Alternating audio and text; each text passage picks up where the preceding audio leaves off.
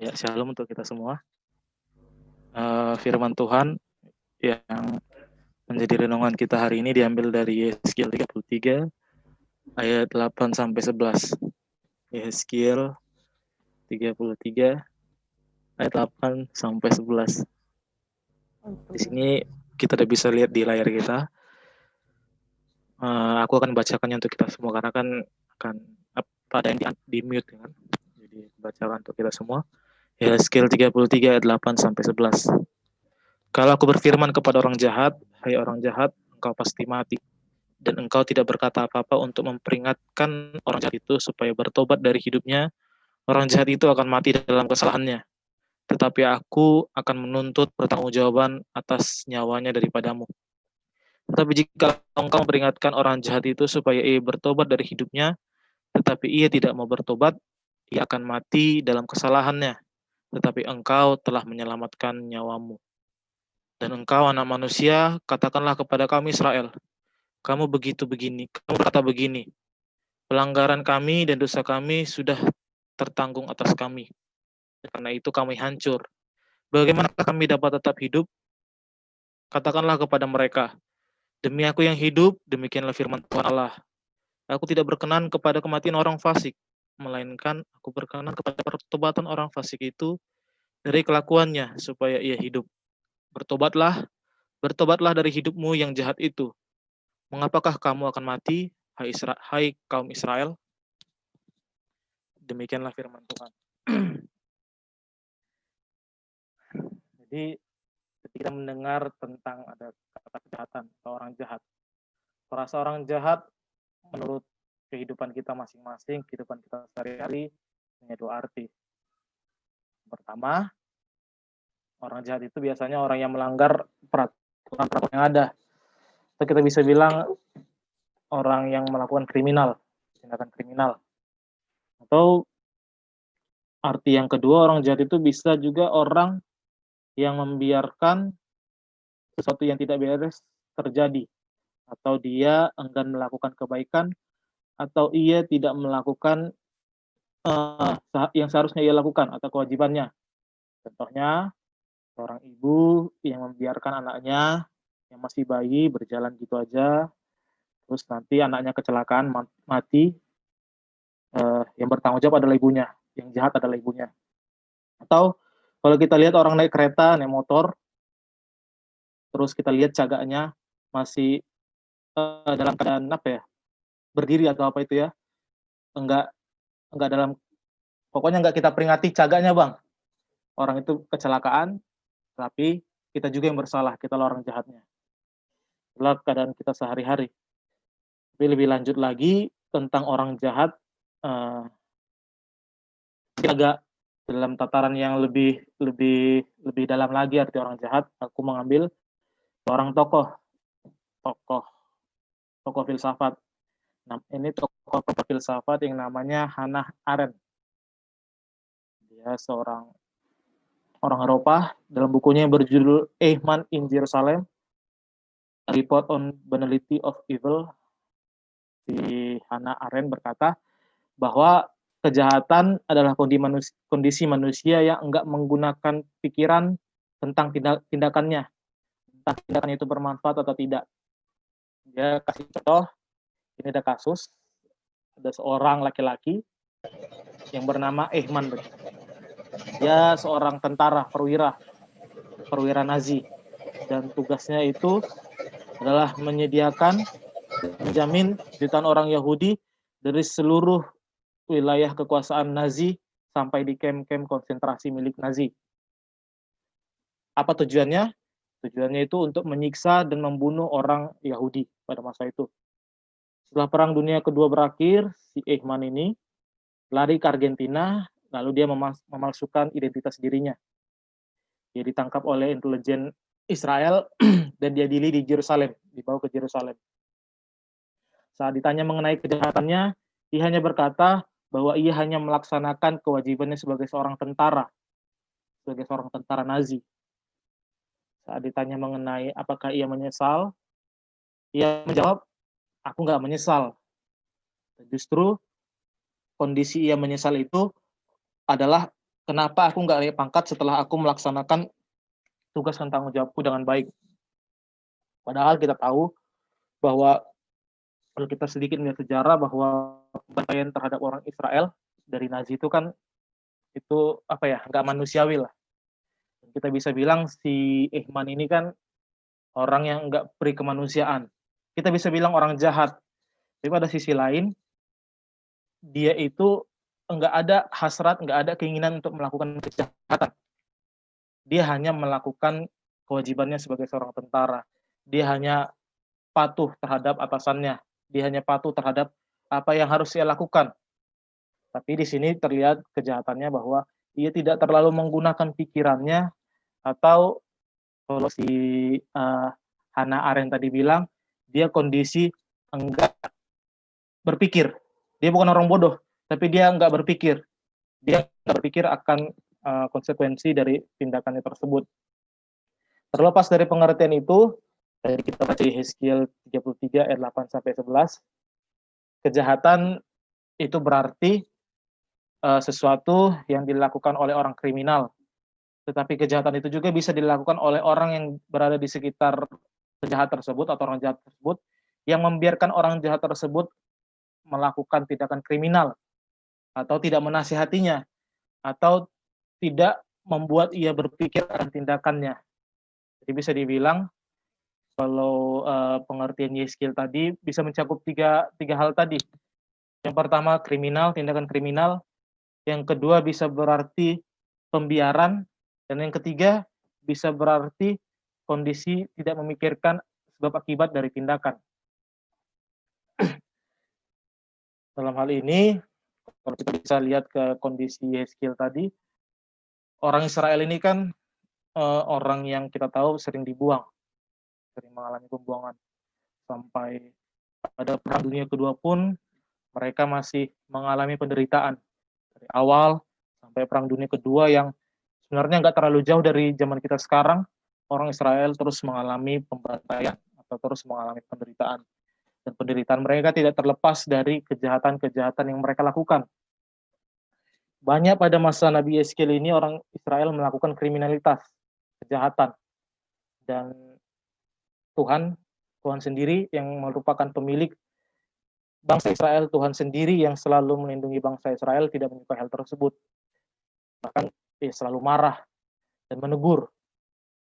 Walaupun berbagai peraturan diberikan oleh Tuhan Allah, manusia ataupun bangsa Israel juga masih banyak melakukan kesalahan, masih melakukan banyak dosa. Tuhan Allah telah mengutus para hakim, para nabi untuk memperingatkan orang Israel. Tapi hasilnya kurang efektif. Kejahatan masih banyak, walaupun jumlahnya memang terkadang berkurang. Karena peringatan dari nabi-nabi atau peringatan dari para hakim kepada orang Israel menimbulkan suatu kejadian alam atau murka Allah langsung ditunjukkan. Jadi jumlahnya berkurang. Tapi pada beberapa saat kemudian naik lagi. Jadi kurang efektif dilihat Allah. Tetapi Allah melihat bahwa ada satu pelajaran yang penting dari sejarah Israel tersebut terkait nabi dan hakim-hakim. Ternyata orang Israel ini membutuhkan seorang penjaga. Artinya apa? Orang Israel ini, bangsa Israel ini membutuhkan orang yang sanggup menegur, orang yang sanggup untuk memperingati, orang yang sanggup untuk berdiskusi dengan orang Israel langsung, orang yang sepadan lah. Lalu kalau kita baca ayat 1 tadi ditunjuklah Yeskiel sebagai sang penjaga Israel. Nah, tetapi lebih lanjut lagi kalau kita lihat penjaga itu ternyata pada ayat ini penjaga itu enggak hanya Yeskiel. Allah menginginkan setiap orang, semua manusia menjadi penjaga bagi sesamanya masing-masing. Fungsinya apa penjaga tersebut? Supaya tindakan kejahatan bisa berkurang. Kalau kita melihat kawan kita berbuat kejahatan, kitalah menjadi penjaga bagi dirinya. Kitalah yang memperingatkan dia, kitalah yang menasihati dia, kitalah yang menegur dia. Itu arti penjaga dalam Yeskiel dalam Yeskiel 33 ayat 8 sampai 11. Jadi ada satu pernyataan penting bahwa seluruh manusia adalah penjaga bagi sesamanya sendiri. terhadap orang jahat maupun terhadap manusia yang belum melakukan kejahatan. Inilah yang mau disampaikan. Jadi itu artinya penjaga, dan penjaga ini penting tugasnya, yaitu tadi saya bilang dia mengawasi, dia memperingati, dia yang menegur, bahkan dia yang menjadi teman kita berbicara sewaktu kita melakukan kejahatan ataupun sebelum kita melakukan kejahatan. Itulah penjaga. Dan Tuhan Allah mau menjadikan penjaga ini tujuannya adalah supaya orang Israel sadar akan kejahatannya dan supaya kejahatan itu semakin berkurang. Tidak ada lagi namanya tindakan kejahatan, atau kita bisa bilang supaya semua orang bertobat dari kejahatannya, supaya tidak lagi melakukan kejahatannya. Dan ternyata penjaga atau sesama yang saling menjaga satu sama lain ini enggak baru muncul pada zaman Nabi Yeskiel. Ternyata pada waktu manusia diciptakan, Tuhan Allah udah merancang. Coba kita lihat Kejadian 2 ayat 18. Mungkin kita bisa buka bersama-sama. Kejadian 2 ayat 18. Aku mau Kejadian 2 ayat 18. Aku akan membacakannya untuk kita semua. Tuhan Allah berfirman, tidak baik kalau manusia itu seorang diri saja. Aku akan menjadikan penolong baginya yang sepadan dengan dia. Di sini aku mau menggarisbesari kata penolong, atau dalam bahasa Ibraninya ausal.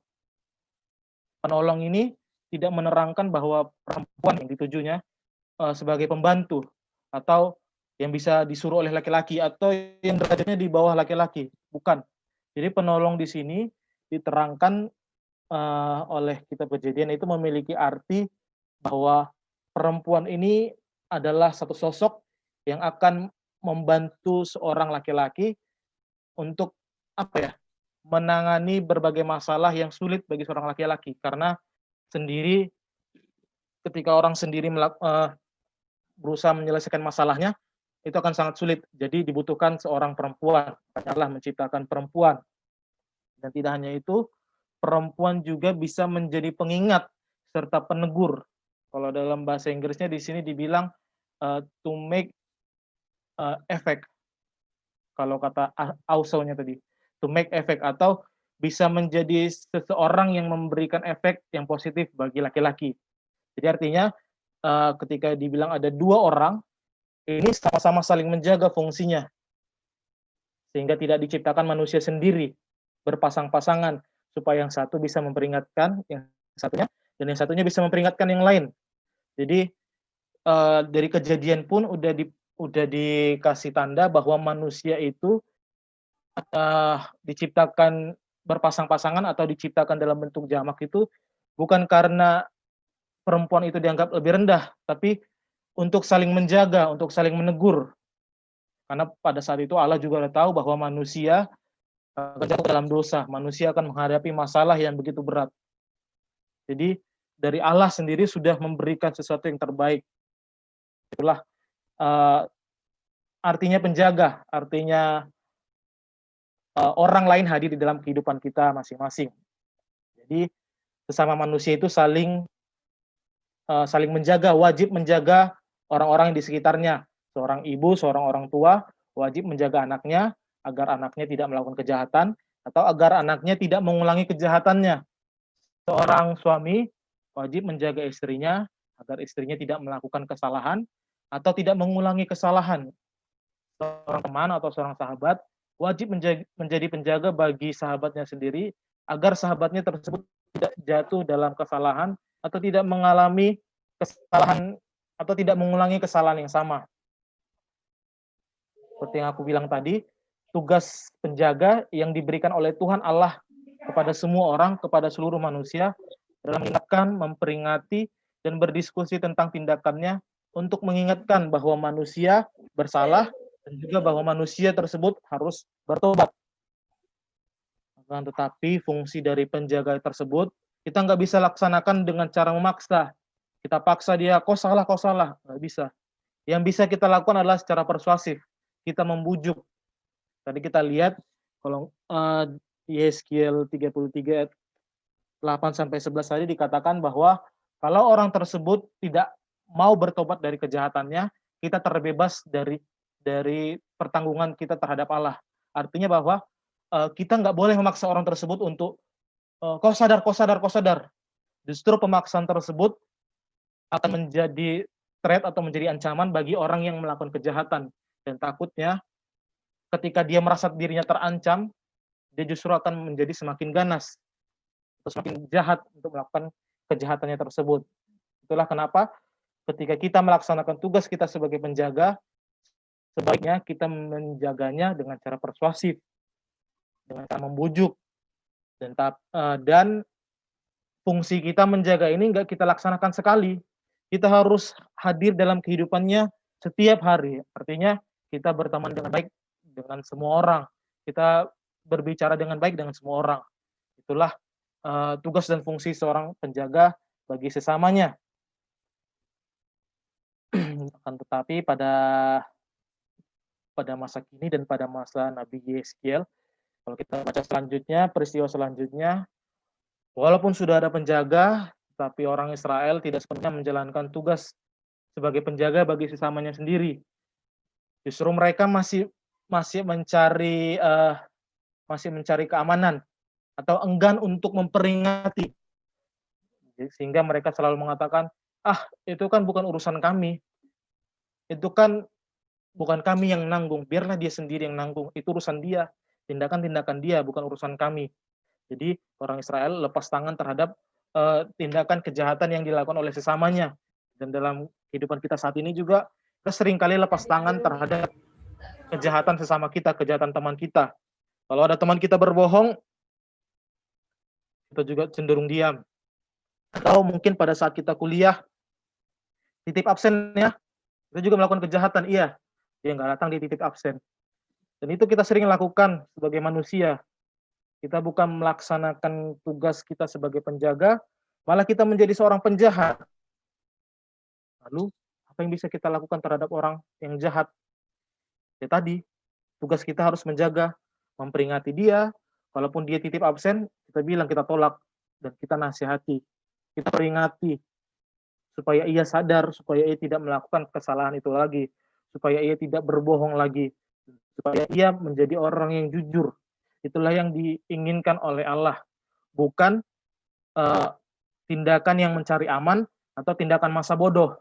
Justru tadi, seperti yang saya katakan tadi, tindakan mencari aman, tindakan masa bodoh, atau tindakan membiarkan itu adalah kejahatan.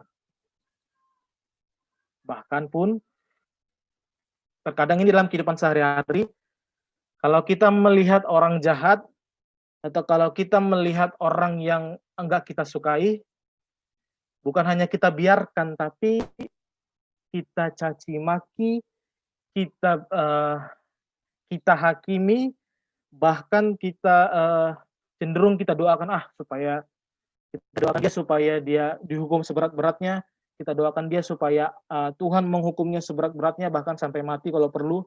Itulah yang kita lakukan dalam realitas kehidupan kita ketika kita berhadapan dengan orang yang jahat atau orang yang tidak kita sukai. Bukan menjadi penjaga, malah menjadi hakim bagi sesamanya. Tuhan Allah justru tidak menginginkan hal ini terjadi. Walaupun Tuhan Allah itu adalah hakim bagi manusia, tetapi dalam kenyataannya Tuhan Allah enggak menjadi hakim secara langsung, justru menjadi penjaga bagi manusia dan menjadi teman bagi manusia. Sehingga Tuhan Allah menyampaikan, manusia, hai seluruh manusia, hai Israel, hai Yeskiel, jadilah penjaga bagi sesamamu. Nah, ada realitas saat ini kalau aku lihat, ada satu tokoh misalnya, tokoh yang selalu mengancam kehidupan orang Kristen, Habib Rizik, saya bilang, seorang tokoh Muslim yang selalu mencari ribut, yang selalu berusaha menghancurkan kehidupan Indonesia yang beragam. Kita selalu berharap, semoga orang itu mati, semoga orang itu dihukum Tuhan, semoga orang itu dipenjara.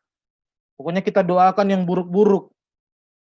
Atau kalau kita melihat seorang pembunuh, seorang yang melakukan tindakan kejahatan, misalnya pemerkosa terhadap perempuan, Kita doakan, semoga orang itu dihukum Tuhan, semoga orang itu mati, semoga orang itu dipenjara seumur hidup sama pemerintah, sama apa.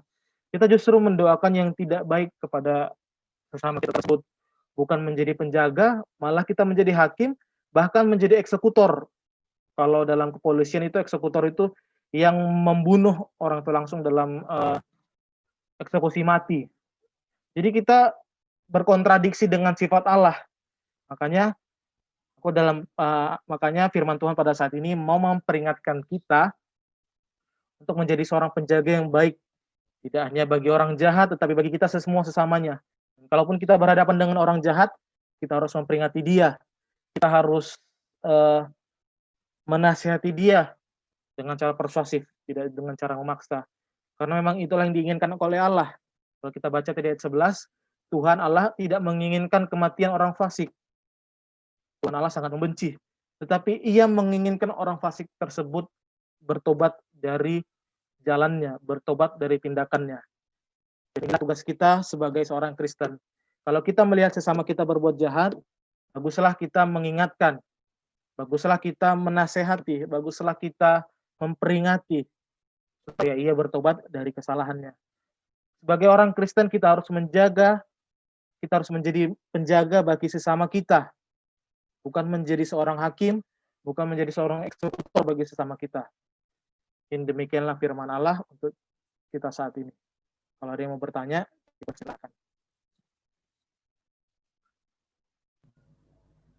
Iya, terima kasih Bang atas sharingannya.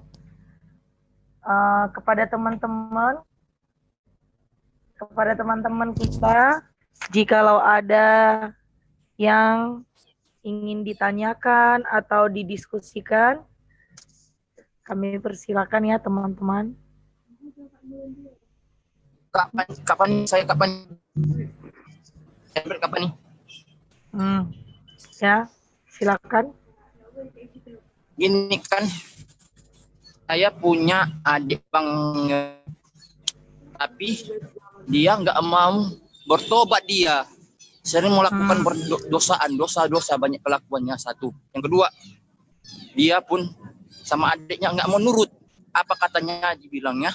Yang kedua, yang ketiga, dia pun nggak suka, kelakuannya pun makin lama bandel, nggak mau nurut sama adiknya. Itu aja yang saya tanggapkan, itu aja. Kapan nih? Ya, makasih Herbert. Tadi dibilang Herbert teman-teman, katanya ada adiknya, dia udah banyak dosanya. Yang pertama, yang ke-1. Baru yang kedua, adiknya itu nggak mau nurut. Abangnya itu nggak mau nurut sama adiknya. Abang nggak mau nurut sama adiknya ya teman-teman. Baru yang ketiga, adik nggak mau nurut juga sama abangnya. Itu juga kan? Itu pernyataan atau pertanyaannya Herbert? Diaktifkan suaranya Herbert. Diaktifkan suaranya. Dia terus lama-lama dia namanya Gianni Kusaragi, tapi dia menurut sama tante, sama opung, sama mama. Tak mau pun sama mamanya pun makin lama-lama makin banyak dosa di kelakuan dia. Gak mau mengampuni dia. Itu aja. Iya, berarti tadi Herbert nggak dengar dong apa kata Bang Yosep. Kalau ada yang jahat sama kita harus kita doakan. Tapi sorry lah tadi karena ada kendala tadi keluar sebentar. Tapi gitu aja. Makanya. Kita udah jadi, paham juga ya. Ya udah paham kan? Ya berarti. Paham, tapi bilang. Berarti kalau ada yang jahat sama kita harus kita doakan ya Herbert agar dia cepat bertobat ya. Iya, asal dia bertobat. Ada harus yang kayak mana ya? Dia harus tekun. Satu. Yang kedua, harus dia percaya diri. Jangan banyak kali dosanya terus dilakukan kan sakitnya sama mama kan makin banyak dosanya. Itu makanya Kak. Itu aja saya tanggapi. Ya, oke. Ya udah nggak usah sedih ya Herbert. Banyak berdoa ya. Oke, teman-teman, kayaknya kita sepakat ya yang dikatakan Herbert itu adalah pernyataan ya, teman-teman, bukan pertanyaan. Atau gimana Bang Yosep? Kira-kira benar nggak? Menurut saya itu pernyataan, bukan pertanyaan.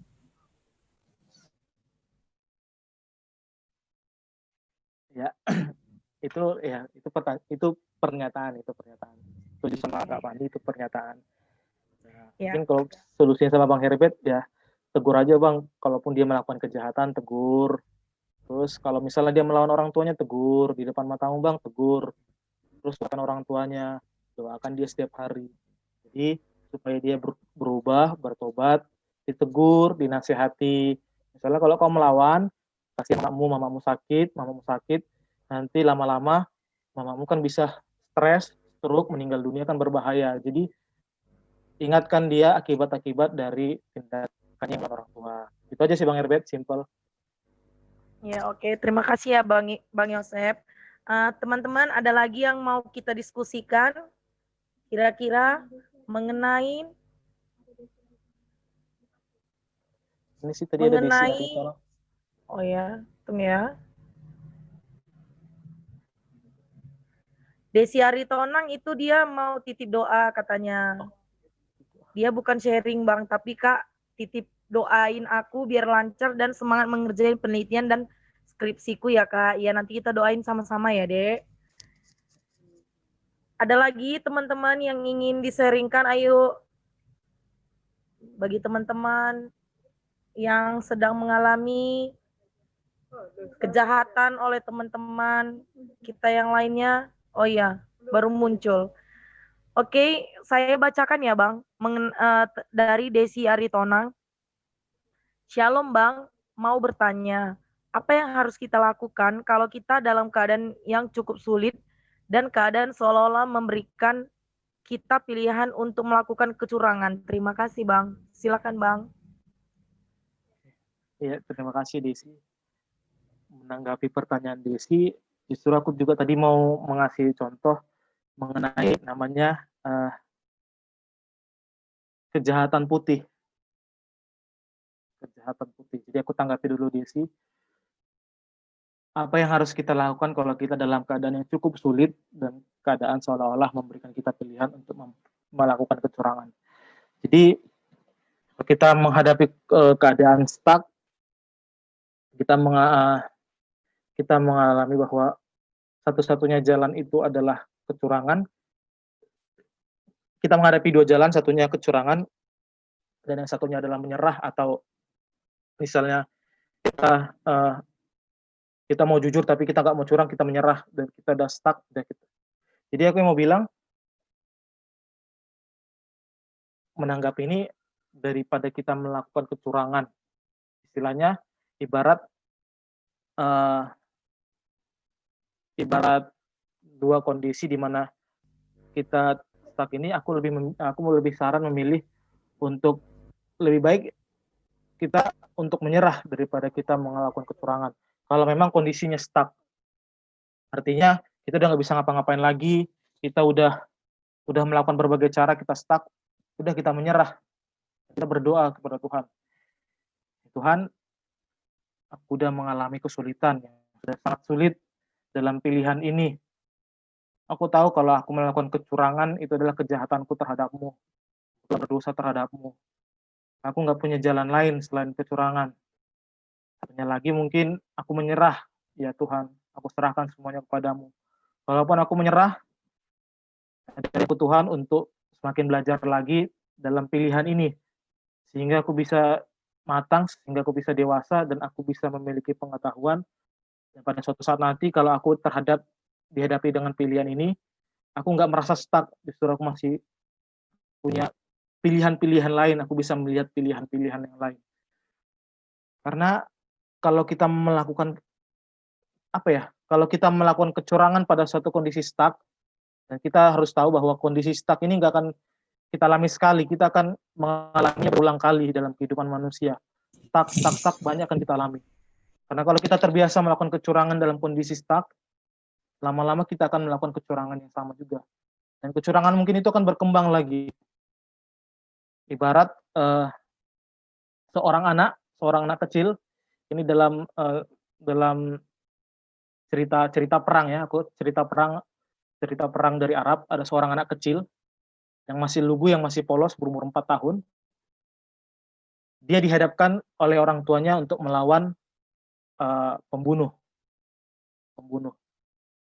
Orang tuanya bilang, bunuh, bunuh. Anak tersebut dalam hatinya bilang, aduh, aku nggak tahu gimana cara membunuh. Membunuh ini dosa. Membunuh ini jahat, orang jahat. Tapi orang tuanya terus membunuh. Dan akhirnya memaksa membunuh. Pada kesempatan lain anak ini menghadapi namanya penjahat juga. Bunuh, bunuh, bunuh. Akhirnya pada saat dewasa remaja, anak ini terbiasa membunuh.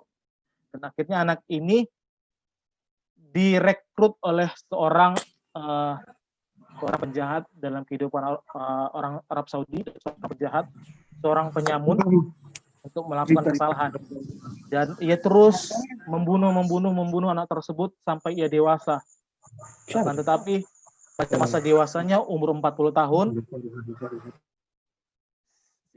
si anak tersebut sadar bahwa apa yang telah aku lakukan sia-sia.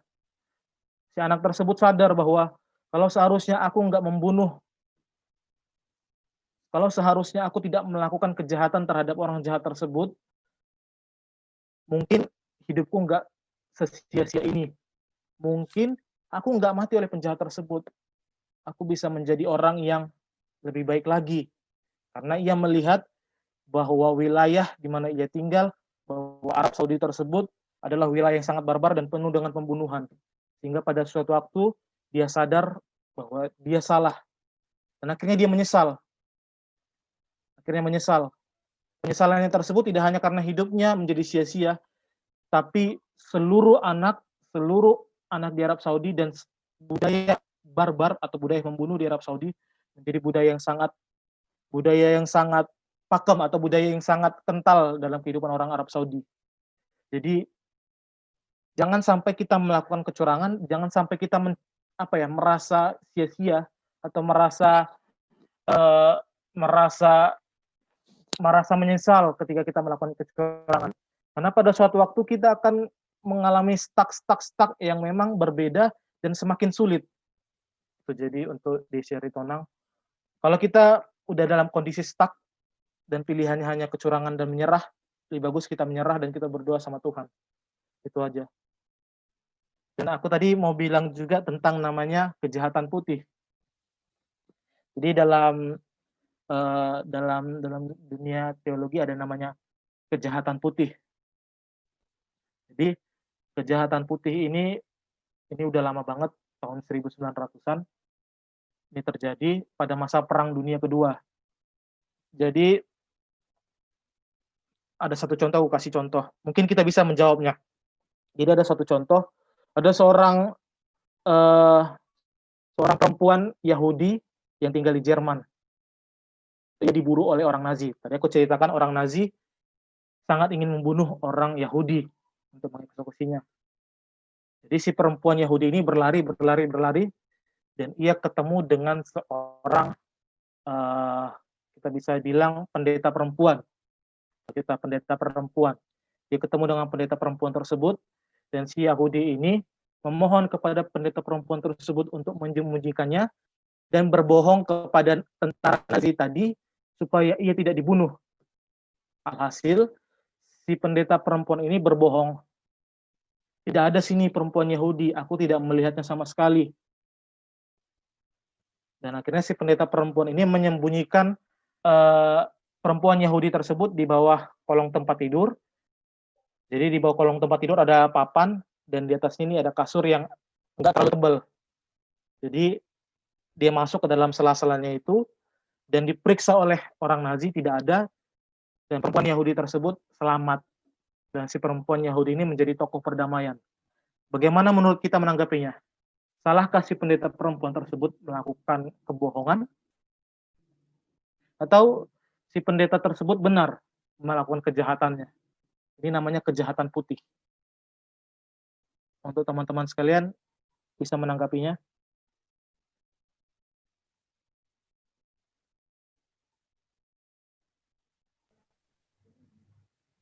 Baik, kepada teman-teman, apakah ada yang bisa menanggapi dari yang disampaikan oleh Bang Yosef tadi?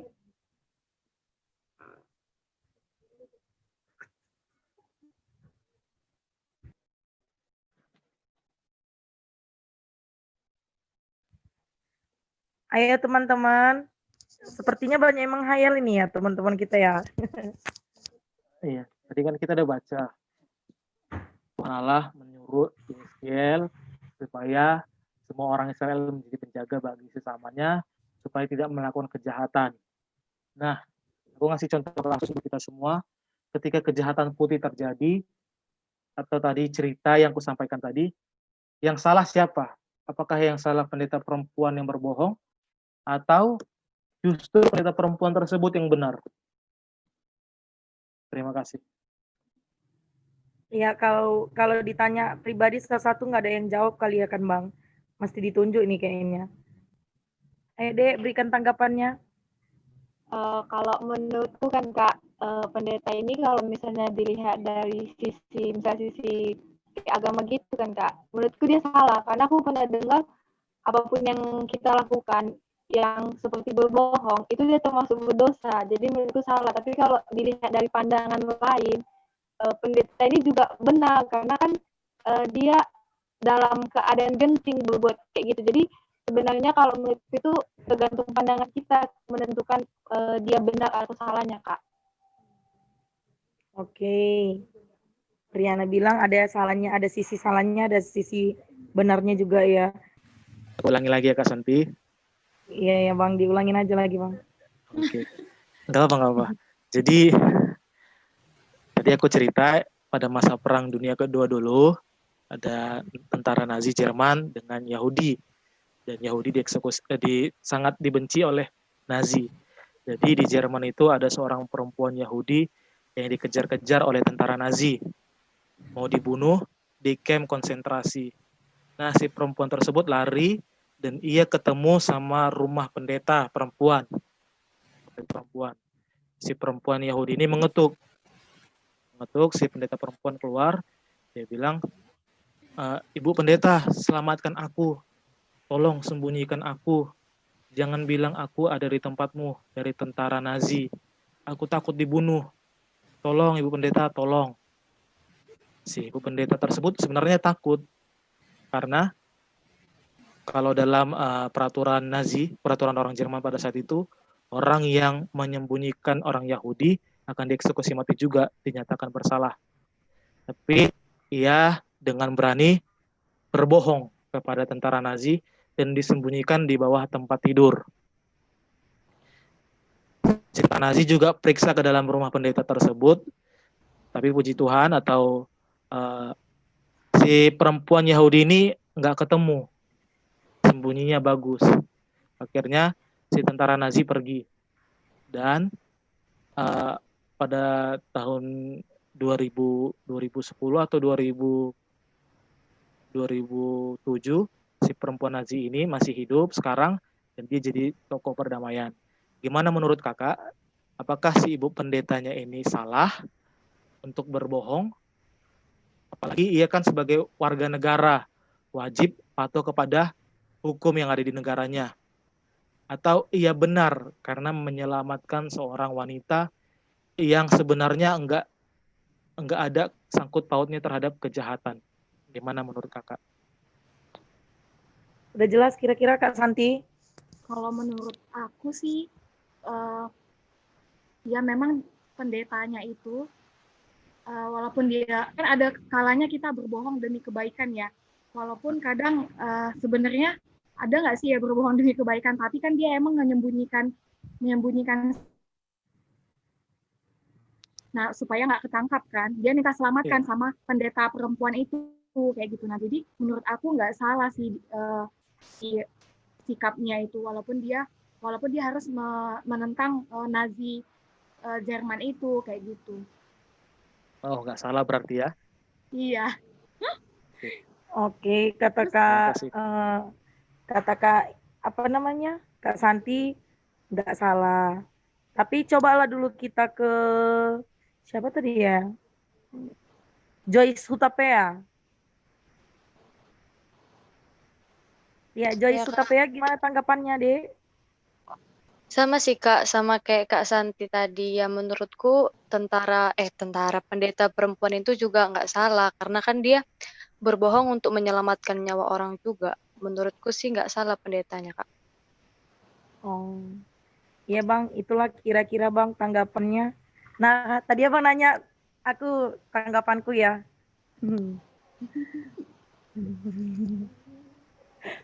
Kok jadi lucu ya Bang?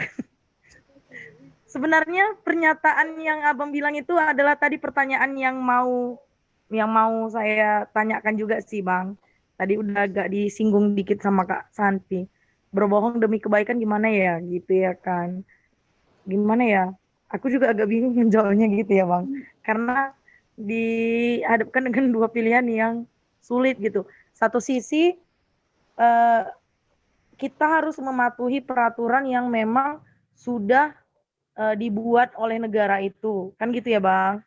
Baru yang kedua, di satu sisi perempuan perempuan yang tadi yang diselamatkan itu adalah ciptaan Tuhan dan dia memerlukan hak untuk hidup, kan gitu ya Bang. Dia memiliki nyawa yang harus memang dilindungi gitu.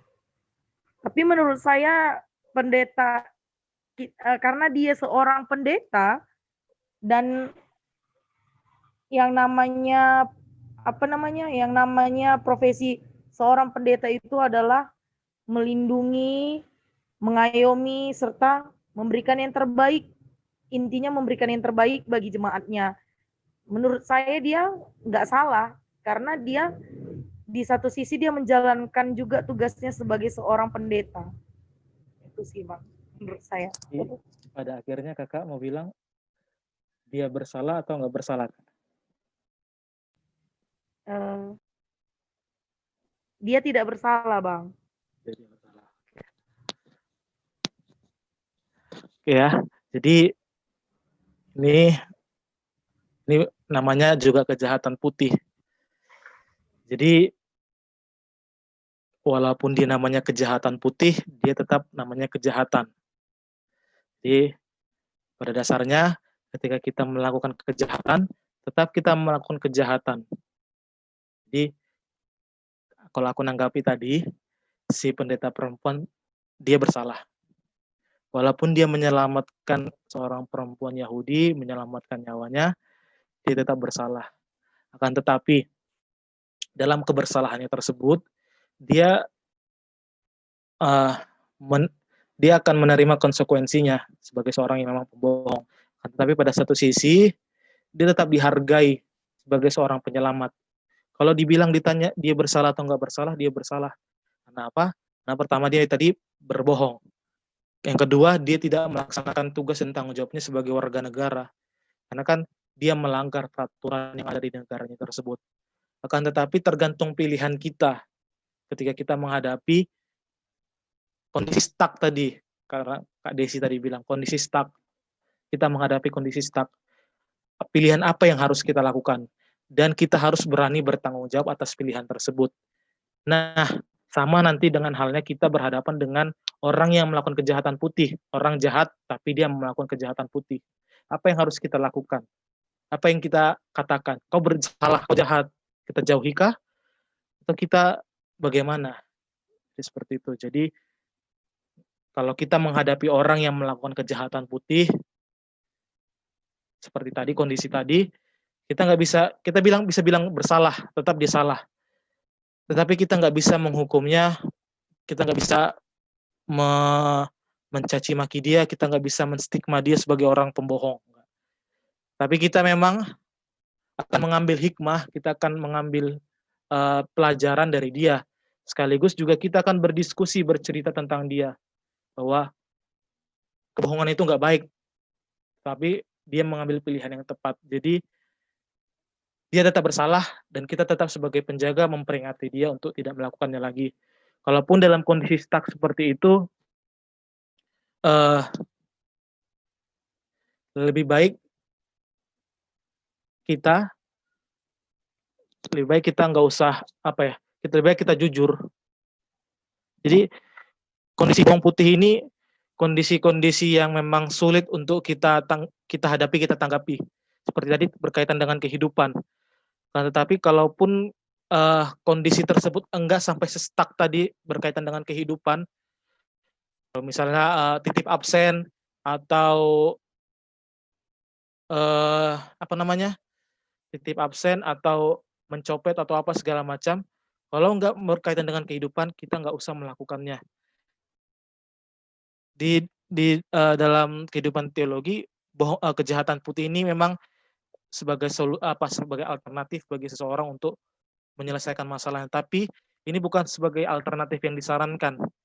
Ini juga dilarang.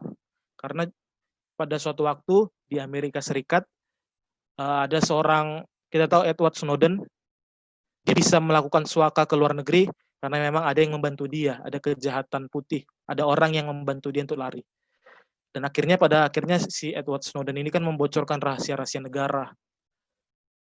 Kalaupun memang itu berkaitan dengan kehidupan dan memang itu berpotensi orang tersebut tidak melakukan kejahatan, mungkin bisa, tapi kalau tidak, jangan. Atau aku lebih menyarankan kita untuk hidup jujur. Memang ada pada kondisinya ketika kita menyelamatkan orang tersebut menjadi orang yang baik. Seperti tadi perempuan tadi menjadi seorang tokoh perdamaian. Akan tetapi suatu waktu ketika kita berjumpa dengan kasus, kalau kita cari di Google, namanya Edward Snowden, dia telah diselamatkan oleh orang lain, atau kita bisa kondisi kejahatan putih, akan tetapi dia justru menjual negaranya tersebut demi kepentingannya sendiri. Yang berarti bisa mengancam kehidupan orang-orang di negaranya. Jadi, kalau memang kita udah stuck antara pilihan kita jujur atau bohong, lebih bagus kita jujur. Dengan mengambil segala konsekuensinya, kita berani mengambil pilihan untuk jujur. Kita menanggung segala konsekuensinya. Itu sih saran dari aku mengenai kejahatan putih. Karena setiap hari, setiap waktu kita akan berhadapan dengan orang-orang yang melakukan kejahatan putih. Jadi gitu. Terus tadi Kak Santi Febrina Sitorus tadi bertanya, mau nanya gimana sih kita bisa terus mengampuni orang yang bersalah sama kita. Kita masih ingat nggak cerita Tuhan Yesus tentang mengampuni 7 kali 77 sampai tak terhingga. Jadi pada saat itu ada seorang murid bertanya, kalau seseorang atau seorang teman, seorang sahabat, seorang saudara bersalah kepadaku, melakukan kesalahan kepadaku, berulang-ulang, apa yang harus kulakukan Tuhan? Kata orang tersebut. Lalu dijawab Tuhan Yesus, sampai 7 kali 70, sebenarnya itu nggak terhingga. 7 kali 77, engkau harus mengampuninya. Jadi, nah, aku mau ngasih alternatif. Mengampuni bukan berarti kita melupakan kesalahan orang itu, kan Kak? Memaafkan bukan berarti kita melupakan apa yang dilakukan oleh orang tersebut. Tapi kita mengampuni, orang tersebut udah meminta maaf, udah merasa menyesal, sehingga kita mengampuni dia. Ada rasa penyesalan dalam diri dia. Tapi kejahatannya tetap kita ingat dalam pikiran kita.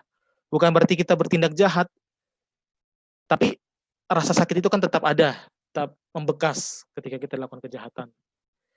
Jadi untuk kita semua, mengampuni boleh, sangat dianjurkan mengampuni. Tetapi kalau orang yang bersalah sama kita terus melakukan kejahatan, kita ampuni terus-menerus, dia tetap melakukan kejahatan, ada baiknya kita menjaga jarak dari dia. Kalau dia nggak bisa diperingati, dia nggak bisa diingatkan, dia terus melakukan kejahatan, walaupun kita udah mengampuni, kita menjaga jarak. Supaya rasa sakit di dalam diri kita nggak menjadi dosa kepada kita. Sehingga kita sampai pada suatu saat gedek, kita nggak ampuni, bahkan kita pukul dia. Kita sakiti, kita bertengkar. Jadi, mengampuni sangat dianjurkan, Kak. Tetapi, mengampuni itu didasarkan pada rasa penyesalan, rasa pertobatan. Kalau dia memang betul-betul bertobat, puji Tuhan. Kalau tapi dia nggak betul-betul bertobat, kita nggak jaga jarak dari dia. Berarti ini orang, nggak tahu lah gimana pikirannya. Itulah yang mau dibilang, Kak. Terima kasih, Kak Santi. Oke, Bang. Terima kasih ya, Bang. Bang, aku mau nanya, Bang. Kak, boleh, Kak. Tapi nanti pasti adik-adik ini banyak yang senyum. Kan tadi siapa yang ngomong itu? Kan tadi berbicara mengenai kejahatan istilahnya disakiti hatinya gitu ya kan Bang, baru dilukai kan seperti itu ya Bang, baru berbohong gitu kan. Nah, saya mau bertanya ini intinya inti dari pertanyaan saya adalah berbohong demi kebaikan Bang. Tapi bukan berarti kita istilahnya berbohong kepada orang tua atau teman, titip absen yang kayak Abang bilang tadi Bang. Tapi gini, apa namanya, konsepnya gini, berbohong demi kebaikan.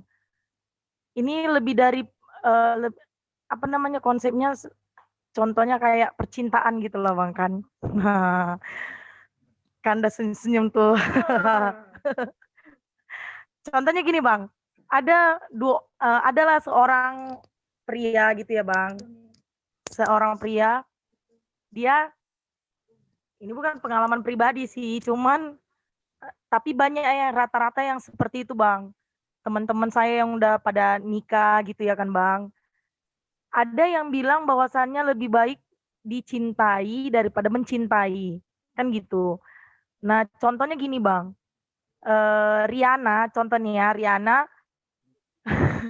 ada cowok yang suka sama dia gitu Bang. Cinta kali gitu. Suka kali gitu. Sayang.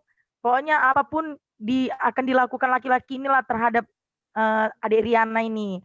Dikerjain PR-nya, dibantu tugasnya gitu lah ya kan Bang. Nah, akan tetapi Rihanna ini nggak cinta sama dia Bang, tapi ya tetap menjalin hubungan gitu. Artinya gini, pacarannya tetap pacaran gitu.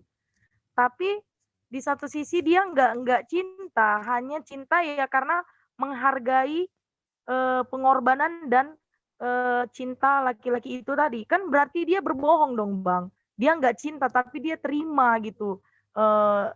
Apa namanya, kasih sayangnya, cintanya gitu. Nah, itu gimana ya, Bang? Bang, itu yang pertama. Yang kedua, kan ada istilahnya gini, Bang. Hukum karma. Artinya kalau dia melakukan kesalahan kepada kita, ya kita memang nggak balas. Seperti yang Abang bilang tadi di awal, kita mendoakan orang yang berbuat salah kepada kita.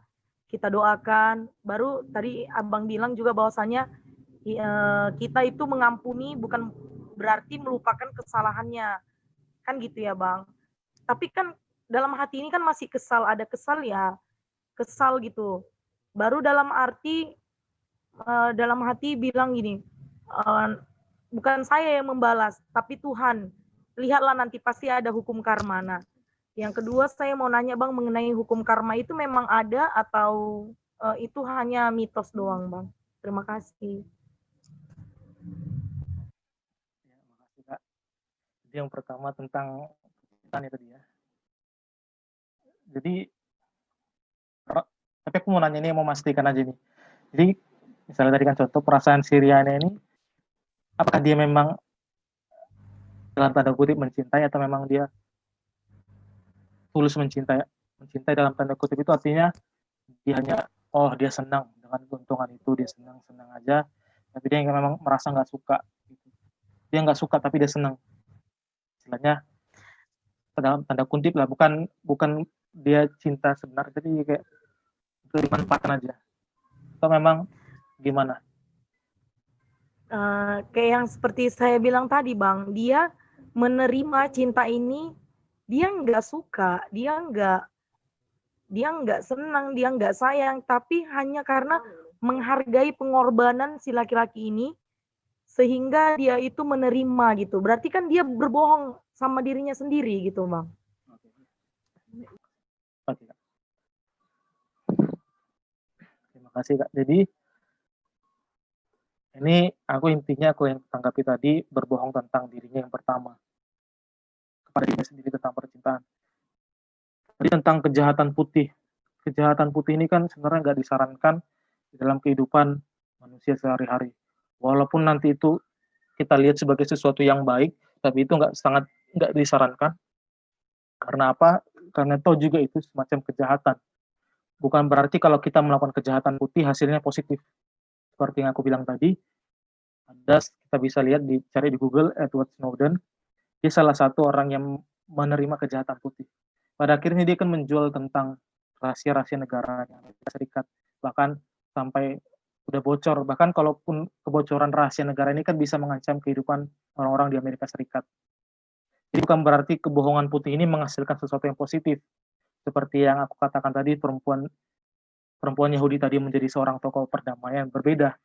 Jadi ketika dibilang berbohong demi dirinya sendiri, tadi percintaan, dia nggak cinta, dia hanya merasakan kesenangan.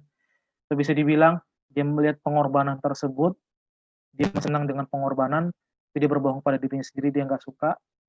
Justru istilahnya kayak memanfaatkan lah ya, dalam tanda kutip memanfaatkan. Justru itu gimana ya? Itu justru lebih menyiksa diri sendiri dan juga menyiksa orang lain. Inilah yang dinamakan bahayanya bawang putih. Kita berharap hasil yang positif, ternyata hasil yang negatif datang kepada kita. Itu makanya bawang putih sangat gak disarankan. Apalagi tadi, kasus tadi. Lebih bagus kita jujur, kita nggak usah menerima cintanya. Kita katakan langsung, aku nggak suka samamu. Tapi kok baik, kita bisa menjadi sahabat. Atau ketika memang kondisinya sedang pacaran, ya katakan sejujurnya sama laki-laki itu. Entah akhirnya putus, entah akhirnya bagaimana, lebih bagus dia jujur. Sehingga jangan nanti kondisi tersebut akan menjadi bumerang sama si perempuan tersebut. Kan dia akan menghadapi namanya pernikahan. Apalagi pernikahan lebih parah. Kalau kita cerai, kita malu sendiri sama lingkungan kita. Kalau kita selingkuh, lebih parah lagi. Jadi kondisi-kondisi stuck yang lebih parah ini nanti akan kita hadapi ke depannya. Sehingga kalau aku sendiri menyarankan, jangan sampai kita berbohong putih. Kita lebih bagus jujur. Jangan kita sampai melakukan kejahatan putih. Kita jujur. Udah aku gak suka. Perempuan tadi, kayaknya tadi, aku gak suka. Kita lebih bagus bersahabat aja. Kau baik sama aku, tapi aku gak suka. Kita bersahabat, bisa jadi teman diskusi. Jadi lebih bagus. Daripada nanti hasilnya tidak mengenakan bagi kita. Bukan hasil positif yang kita dapat, kita malah masih hasil negatif yang bisa bikin sakit hati kita. Itu sih Kak, pertanyaan pertama.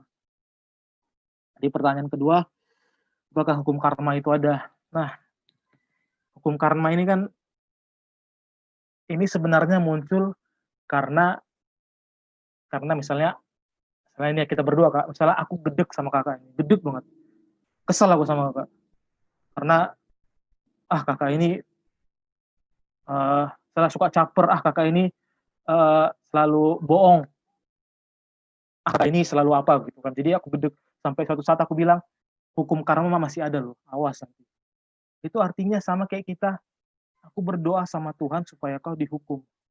Itu nggak pikir kita bilang, hukum karma ada loh, Tuhan akan membalaskan loh. Itu sama artinya kita mendoakan supaya Tuhan menghukum dia. Itu contohnya, misalnya kalau bisa kita lihat Amsal 25 ayat, kita buka Amsal 25 ayat 21 sampai 22. Lihat, kita buka Amsal 25 ayat 21 sampai 22. Aku bacakan untuk kita semua.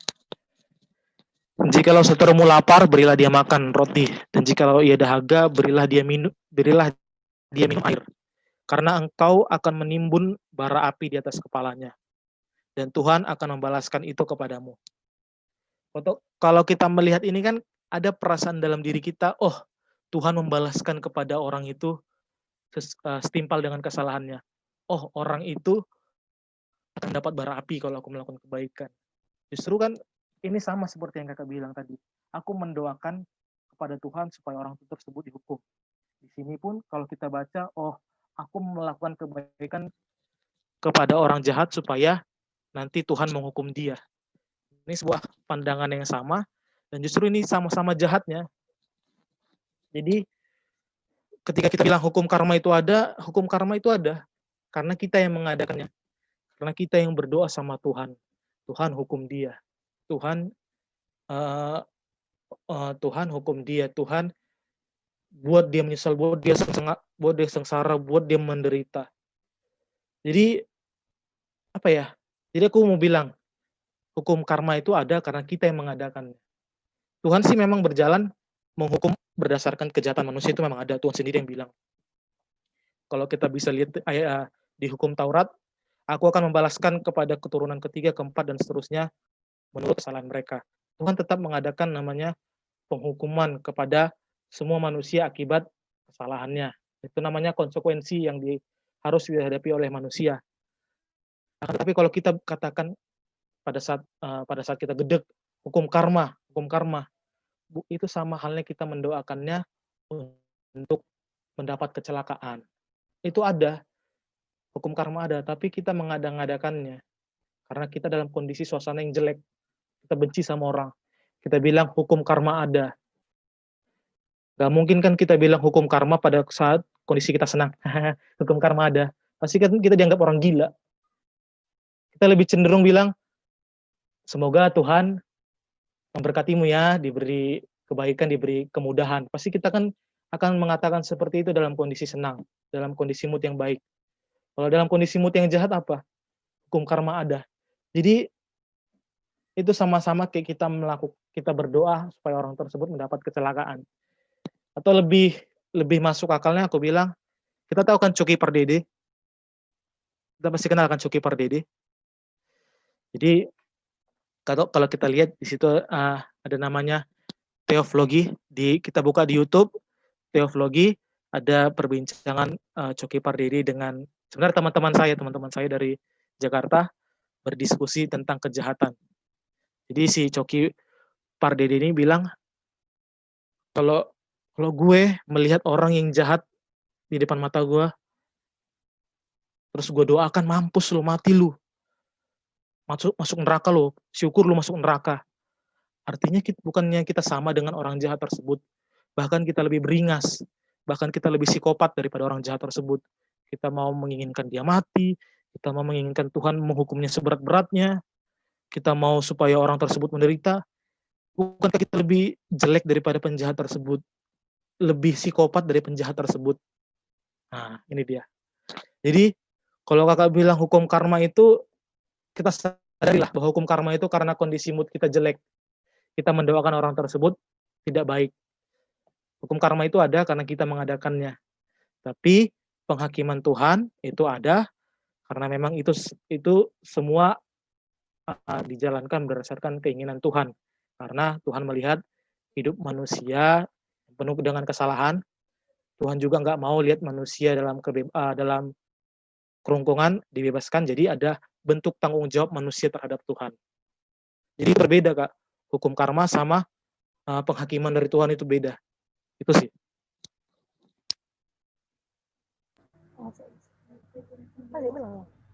Berarti Bang, kalau kita mendoakan dia buruk, berarti kita salah juga dong berarti ya Bang? Iya, sama tadi kayak si Coki Pardede. Dia bilang, gue lihat lu mencuri, misalnya. Gue lihat lu mencuri, lu membunuh, lu di penjara. Bagus, syukur, puji Tuhan, masuk penjara. Mudah-mudahan dieksekusi mati. Bukankah kita sama jahatnya sama orang itu kan, Kak? Ataupun kita lebih psikopatnya daripada orang itu. Kita menginginkan orang tersebut mati, masuk neraka, dihukum Tuhan. Padahal mungkin kejahatannya mencuri, kejahatannya berbohong, tapi kita menginginkan nyawanya hilang gitu. Jadi itu nggak baik lah. Sama kayak ketika kita mendoakan orang supaya celaka, itu sama halnya kita melakukan kejahatan, bahkan lebih parah kejahatannya daripada orang yang kita doakan tersebut. Itu sih, Kak. Ya oke Bang, makasih ya Bang atas penguatannya. Ya kepada teman-teman, ada nggak gitu kira-kira yang mau bertanya atau yang mau di-sharingkan lagi? Junita mau nanya lah Bang. Oh iya Junita, silakan Dek. Nah, menarik soal hukum karma tadi Bang. Nah, jadi gini yang mau Junita tanyain. Hukum karma itu kan berjalan karena misalnya contoh si A ini buat jahat sama si B. Nah, jadi kejahatan si A ini kayak masih berlanjut. Maksudnya kejahatan yang dia buat bakal dia dapati nanti suatu hari nanti kan, Bang. Nah, pertanyaan Junita, yang membalaskan kejahatannya si A tadi dari orang lain itu apakah utusan dari Tuhan untuk supaya si A ini mendapatkan seperti apa yang dia buat dulu, atau itu memang pure kesalahan orang baru tadi yang membuat menimpa, gimana bilangnya ya? Gimana bilangnya ya, Bang? Susah mengatakannya. Contoh ya. Junita salah sama si Riana, ya. Iya. Nah, terus berlanjut, hari berlanjut, si Kak Santi ini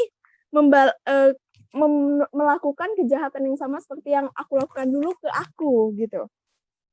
Iya. Oke, Bang. Nah, iya. Lalu pertanyaannya, kejahatan yang dibuat Kak Santi ke aku itu dari utusan dari Tuhan supaya aku merasakan apa yang kejahati ke orang dulu, atau pure itu memang kejahatan Kak Santi buat aku? Paham nggak sih maksudku, Bang? Nah, jadi hukum karma itu dari Tuhan kah? Atau bagaimana, Bang? Coba Abang tanggapi. Terima kasih. Dulu Bang. ya, jangan di-mute dulu. Aku mau nanya dulu sama Junita. Biasanya kalau Junita bilang hukum karma itu kondisi apa, lagi bad mood kah? Atau lagi kondisi good mood atau lagi senang? Ya karena seseorang itu melakukan kejahatan, karena dia dibilang bad mood. Kayaknya bukan karena situasi mood sih, Bang, karena iya, maksudnya bukan kan maksudnya Junita bilang itu karena Junita kesal sama orang yang melakukan kejahatan, atau karena Junita senang karena orang itu melakukan kejahatan? Ya karena tidak suka orang itu melakukan kejahatan. Tidak suka kan, kesal kan? Ya. Tidak suka, artinya kesal, benci, atau gedek lah kalau aku bilang gedek. Bang, aku bisa jawab dulu ya. Oh iya. Jadi kan kalau misalnya ada yang jahat gitu ya kan sama saya kan, kadang kan apalagi mama di rumah kan, dia mau bicara gini, dia cerita tentang temennya, ya si Ani itu gini nih. Tapi aku lagi nggak dalam emosi, Bang, nggak emosi, nggak gerem gitu lah. Cuman aku bilang aja gini, ya udahlah, Tuhan itu nggak tidur, biar aja lah Tuhan yang membalas. Kalau aku sih gitu sih nanggapinya, Bang. Iya, misalnya ya udahlah, itu kan bukannya kita dalam posisi memang kita enggak merasa kesal, atau memang sebenarnya kesal kita itu udah sangat memuncak tingkat tinggi sampai kita bilang ya udahlah, kalau salah diurusi, biar aja Tuhan yang balas. Karena gini loh, kondisi kesal itu bukan berarti kita geram marah. Tapi bisa juga kondisi kesal tertinggi itu kita udah males. Iya. Tadi sampai kapan bilang ya udahlah. Jadi kalau orang psikologi bilang, ada dari orang psikologi bilang kondisi marah seseorang itu bukan dia sangat ingin membunuh, bukan.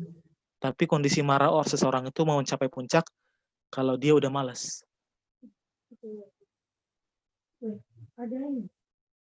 Nah, kondisi udah males tadi.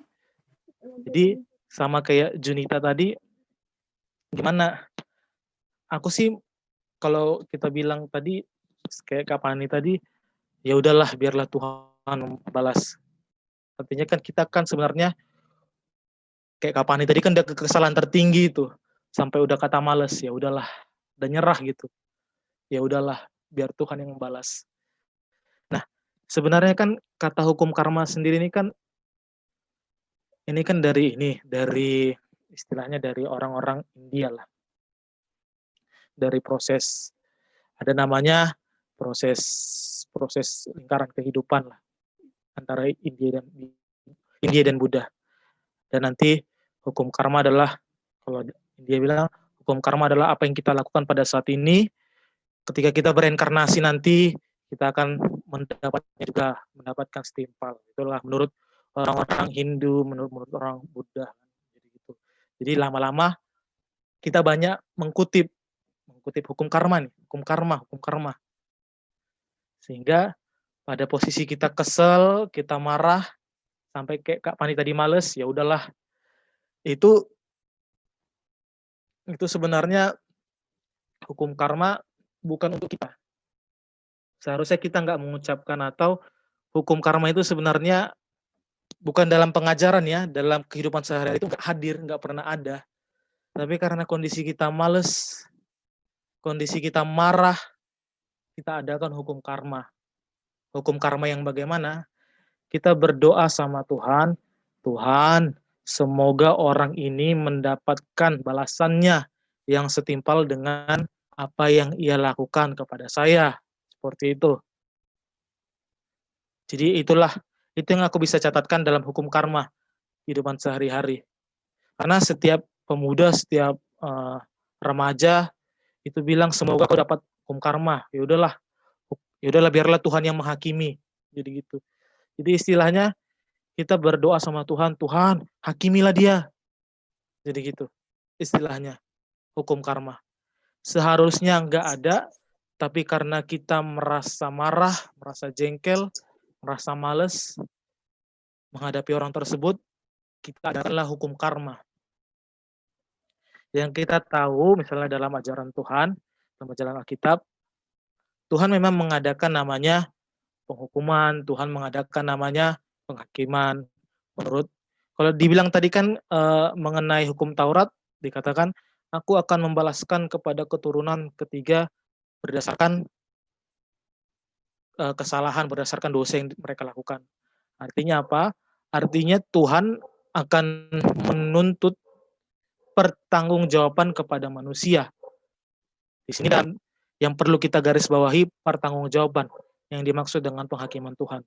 Bukan berarti ketika kita melakukan kesalahan terhadap orang lain, yang dihitung Tuhan itu kesalahannya, tapi yang diinginkan Tuhan, kenapa dia melakukannya, kenapa kau harus melakukannya, konsekuensinya apa, itu sebenarnya penghakiman Tuhan. Tapi karena kita sebenarnya udah kondisi marah, gedek, kesel, yaudahlah biarlah Tuhan yang menghukumnya. Kita sampai mendoakan dia. Dari seharusnya kita nggak mendoakan, mungkin kita bisa nasihati, kita bisa bicara, kita bisa bilang, kenapa kau lakukan ini sama aku, kenapa kau bohong sama aku.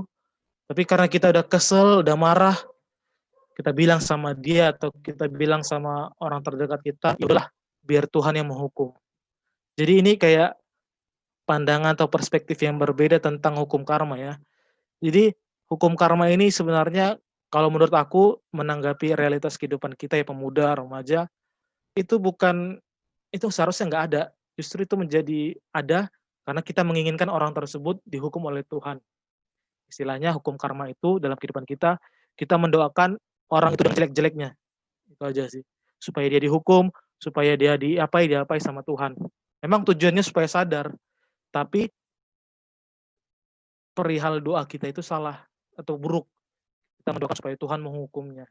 Gitu. Jadi padahal tadi kan kita baca di Yeskiel 33 ayat 11. Dikatakan, demi aku yang hidup. Dikatakan itu, demi aku yang hidup, tandanya Tuhan sang sumber hidup bilang, aku yang punya hidup tidak menginginkan kematian orang fasik. Melainkan kehidupan orang fasik. Supaya orang fasik tersebut bertobat dari jalannya. Artinya apa? Artinya Tuhan enggak menginginkan orang fasik itu dihukum, dihakimi sebenarnya. Tapi Tuhan sayang sama semua orang. Menginginkan orang jahat, orang fasik tersebut bertobat. Jadi kita sebagai sesama, sebagai penjaga bagi sesama kita, janganlah kita bilang, kita doakan, ya udahlah biar Tuhan yang menghukummu, bukan. Tapi kita yang bisa kita lakukan, kita ngomong sama dia. 4 mata. Kalau kata Tuhan Yesus, jikalau saudaramu berbuat salah kepadamu, tegurlah ia 4 mata. Ngomong sama dia 4 mata. Bicara baik-baik. Kalau salah, akibatnya hatiku sakit. Jadi sebenarnya Tuhan yang diinginkan Tuhan Allah itu bukan kita mendoakan, tapi kita yang diinginkan Tuhan Allah itu kita menjadi penjaga bagi sesama kita. Jadi menanggapi hukum karma itu, aku bilang hukum karma itu kurang baik dalam kehidupan manusia.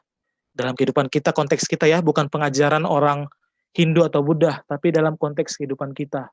Kita bilang sama orang. Lebih bagus kita menjadi penjaga, kita doakan, kita bicara dengan baik. Itu aja sih, Junita. Oke, Bang. Baik, Bang. Berarti itu bukan karena Tuhan, bukan karena bukan karena utusan Tuhan, tapi karena perbuatan manusia itu sendiri. Ya, Bang. Itu yang Junita tangkap. Oh, ya, oke. Oke, terima kasih ya, Bang. Saya kembalikan ke Kak Stefani. Iya, tadi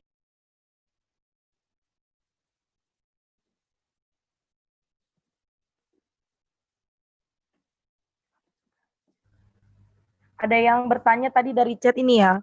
Saya mau dari Indah dan Mintra.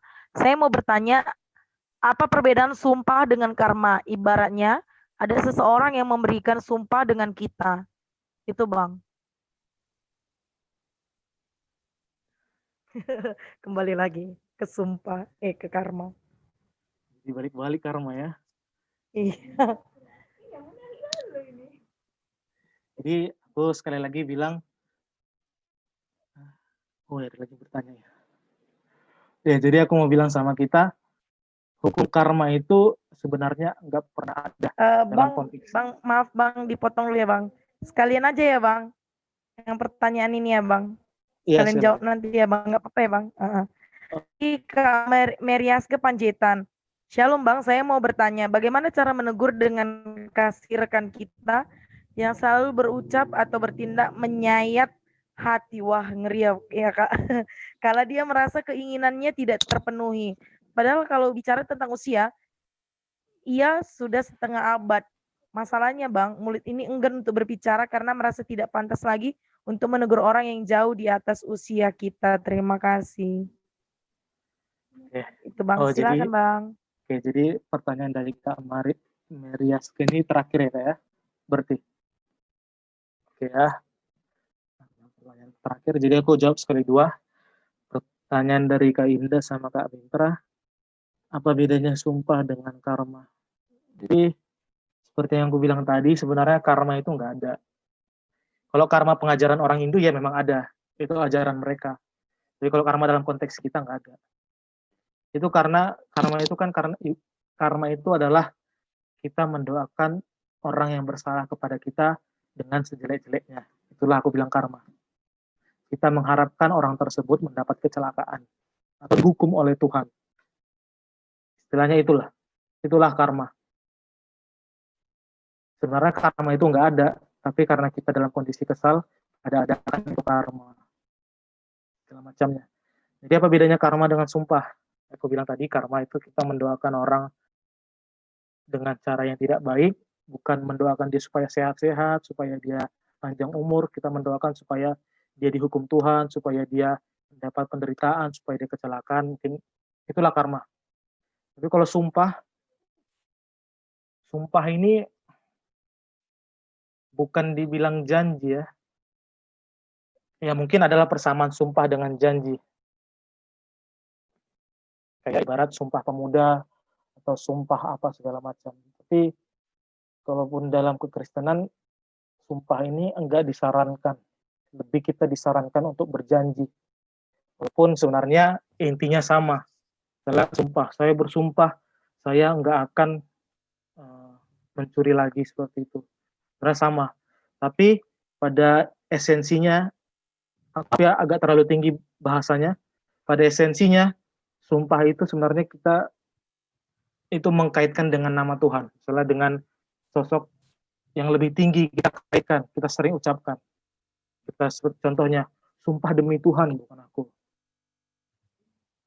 Bang, kayaknya sumpah yang dimaksud tadi itu bukan sumpah demi Tuhan gitu. Kan ada juga kadang kita kesal gini, kusumpahilah kau, gitu Bang. Kalau anak Medan gitu. Iya. Sumpailah kau nanti, tengoklah kau ya, gitu-gitu Bang. Itu maksudnya, bukan sumpah demi Tuhan, bukan yang kayak gitu. Iya. Pasti Jadi kayak kan gitu. Karena kan sumpah dengan karma. sumpah, tadi mungkin aku bilang esensinya sumpah ini kan janji, sama dengan janji. Tapi dia sumpah esensinya mengkaitkan dengan nama Tuhan.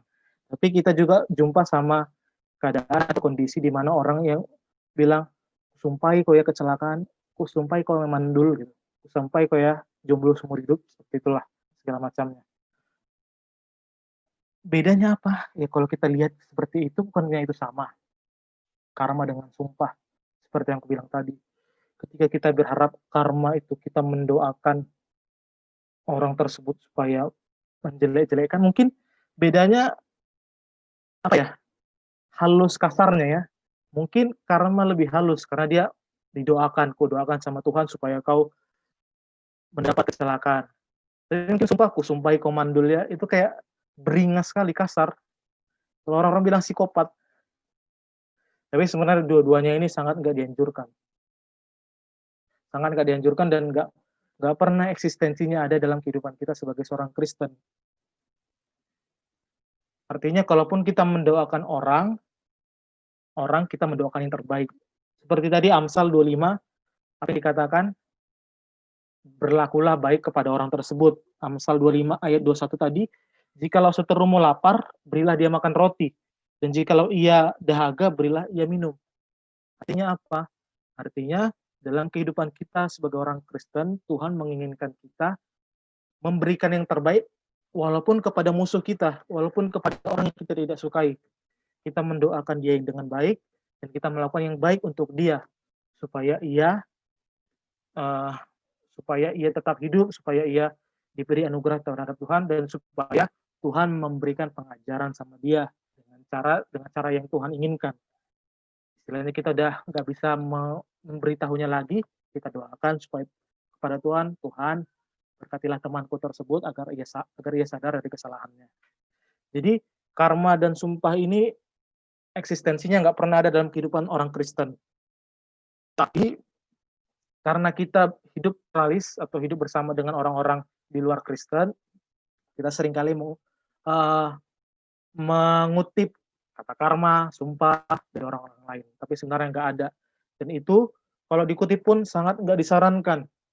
Justru tadi yang disarankan, kalau kita berjumpa dengan orang jahat, dengan orang yang melakukan kejahatan kepada kita, dengan seteru kita, lebih baik kita melakukan kebaikan kepada dia.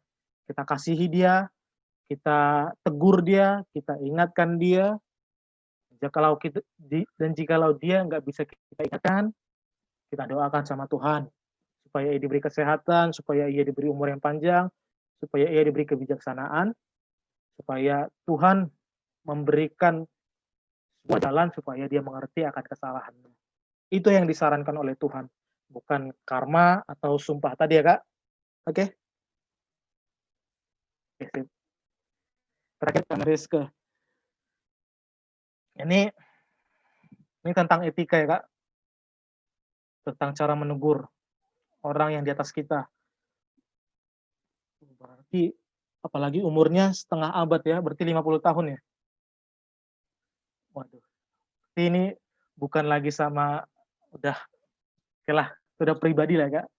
Jadi yang aku mau bilang di sini apa ya? Janganlah segan-segan menegur siapapun. Bahkan menegur orang tua kita yang salah pun kita wajib melakukannya. Itulah yang dikatakan Tuhan.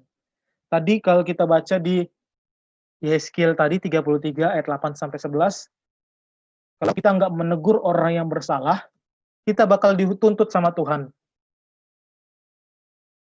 Dituntut sama Tuhan. Kita harus bertanggung jawab sama Tuhan tentang kesalahan orang tersebut. Yang seharusnya kita nggak terlibat, karena kita cuma menyaksikan, karena kita enggan menegur, kita jadi terlibat. Dikatakan tadi, jika engkau tidak menegur, dia akan dihukum dan nyawamu juga akan ikut. Artinya kita juga dituntut pertanggungjawabannya sama Tuhan. Nah, kita baca Yeskiel tadi, nggak ada batasan umur. Sama siapapun, kalaupun dia berbuat salah, berbuat jahat, kita harus tegur. Mungkin ini udah masalah yang terlalu privasi ya Kak, terlalu pribadi. Mungkin Kakak enggan menegurnya, mungkin bukan karena pasti ada sesuatu hal yang lain. Bukan cuma pasti ada sesuatu hal yang lain yang bersifat privasi. Tapi kalau dari aku, kalau dia orang yang dekat sama Kakak, kalau dia adalah saudara Kakak atau keluarga Kakak, atau orang yang Kakak kasihi, tegurlah iya. Walaupun kesalahannya itu, walaupun kejahatannya itu udah menyayat hati, udah membuat kita sampai kita nangis, gitu. Tegurlah ia dengan cara yang baik. Tegur, jangan jemu-jemu tegur. Ngomong 4 mata, kata Tuhan Yesus. Ngomong 4 mata. Dan ampunilah ia 7 kali, 77 kali, gak terbatas. Ampunilah. Dan jangan lupa Kak berdoa sama dia. Doakan, Tuhan, aku udah merasa sakit hati sama dia. Aku memohon kepadamu, aku serahkan dia ke dalam tanganmu. Kau tahu Tuhan, aku manusia sangat terbatas. Aku memohon kepadamu yang tidak terbatas untuk membantu aku, supaya orang tersebut sadar akan jalannya, sadar akan kesalahannya. Gitu. Jadi kita berdoa yang baik kepada dia, supaya ia sadar, dan memang itu yang harus dilakukannya. Walaupun aku sebenarnya membacanya, oh berarti ada sesuatu perasaan yang privasi ini sebenarnya. Cuman aku cuma bilang, tegurlah Kak, dan doakan dia. Itu aja sih Kak. Terima kasih.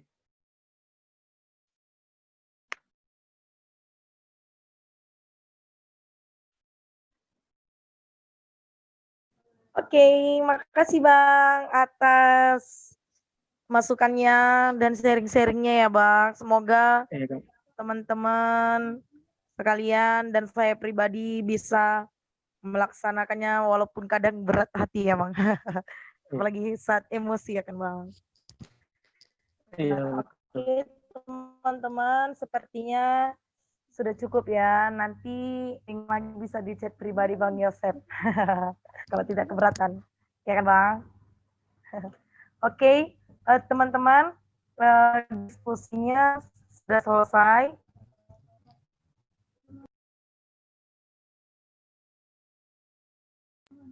Oke, sebelumnya saya akan menyimpulkan dulu ya. Saya akan menyimpulkan atas diskusinya.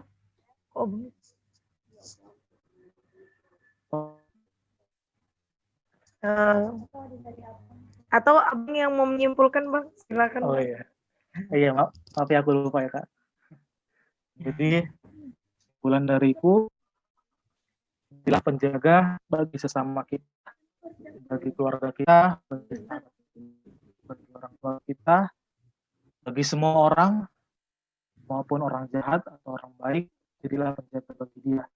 Kalau dia berbuat jahat, dia tegur dia, omongi baik-baik. Kalau memang kejahatannya nggak bisa ditegur, diulangi terus-menerus, kita doakan kepada Tuhan supaya ia berubah. Dan pesan terakhir dari Yeskiel 33 ayat 8 sampai 11 dikatakan, bertobatlah, bertobatlah. Demikian firman Tuhan.